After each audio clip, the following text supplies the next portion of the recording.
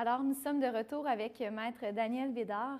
Maître Bédard, nous nous étions rencontrés un peu plus tôt cette année parce que, sans le vouloir, vous étiez finalement au cœur d'un litige, il faut dire, sans porter le chapeau de poursuivante, mais vous étiez quand même au cœur d'un litige opposant le service de police de la ville de Mascouche à Manon Perrault, qui était accusée de méfaits publics pour 3 chefs, donc déclaration d'un vol qui n'a jamais été commis. Elle vous aurait par la suite suspecté de ce vol-là, puis accusé de ce vol-là. Finalement, le tribunal a tranché et elle a été accusée de méfaits publics pour le premier chef, il faut le dire. Il y a toujours 2 chefs qui sont en suspens parce que, bon, comme on dit dans le... Je veux bien le dire, les choses, là. Donc, comme on dit, il y a une règle qui interdit la condamnation multiple d'un accusé pour un seul événement. Là. Donc, c'est pour cette raison-là que les 2 derniers chefs, il y a un arrêt, des procédures. C'est ça.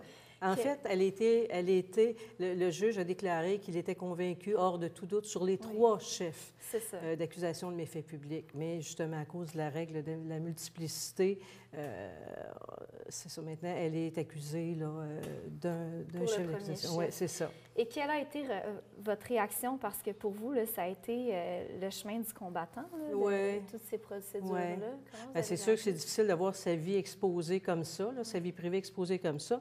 Des fois, les gens me disaient, bien, Daniel, tu dois être heureuse, mais bon, en fait, heureuse, c'était plus soulagée qu'heureuse, là, parce qu'on ne peut pas se réjouir de choses comme ça. Franchement, je trouvais ça un peu pitoyable, là, de voir une députée qui est reconnue coupable de méfaits publics. Alors, j'étais soulagée, en fait, là, du verdict de culpabilité. Que la vérité sorte aussi, parce qu'elle vous a quand même suspecté puis accusé de vol. Oui. Bien, disons qu'il y a eu beaucoup de salissage. Hein. Il faut comprendre que moi, bon, j'ai été près des milieux politiques. Je suis ce qu'on appelle un whistleblower. Donc, c'est sûr que c'est difficile d'entendre et d'entendre parler de soi, de faire l'objet de propagande, de mensonges et de ne pas pouvoir réagir. Et puis, évidemment, quand des accusations comme ça seront portées, c'est grave, d'autant plus quand tu es avocate. Puis tu ne peux pas aller cogner à toutes les portes pour dire, bien, écoutez, c'est pas vrai là, ce qui se dit. Tu ne peux pas expliquer non plus l'ensemble du dossier. Alors, c'est sûr que c'est très, très difficile. J'entendais Mme Perrault dire, écoutez, moi, je voudrais que ça arrête.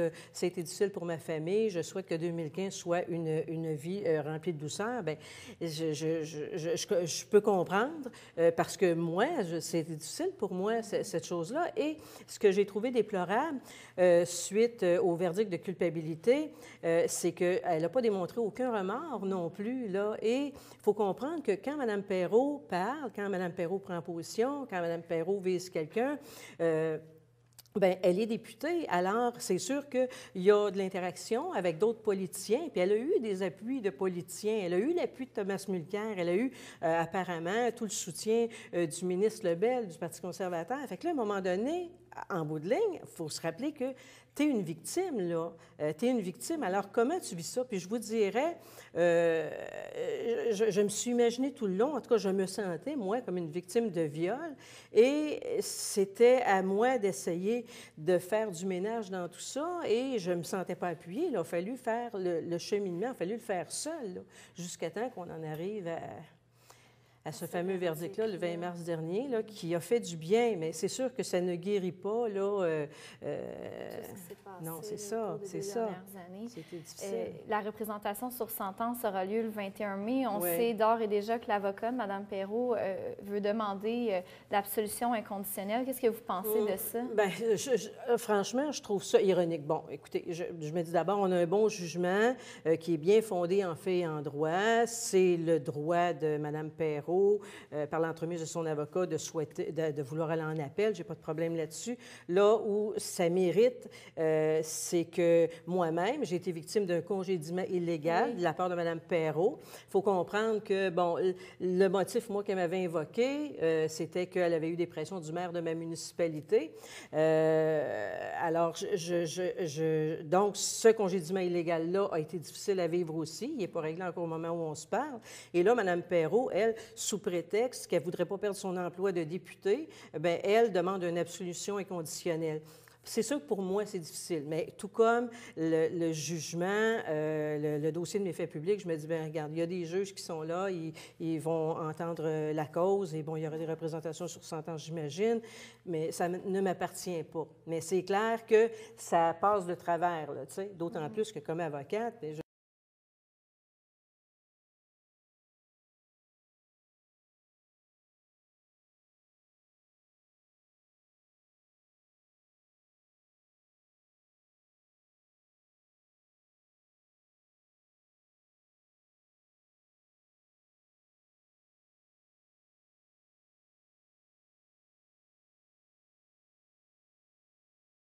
En 2014, on a rendu un jugement pour que vous soyez réintégré ouais, finalement en ouais. poste.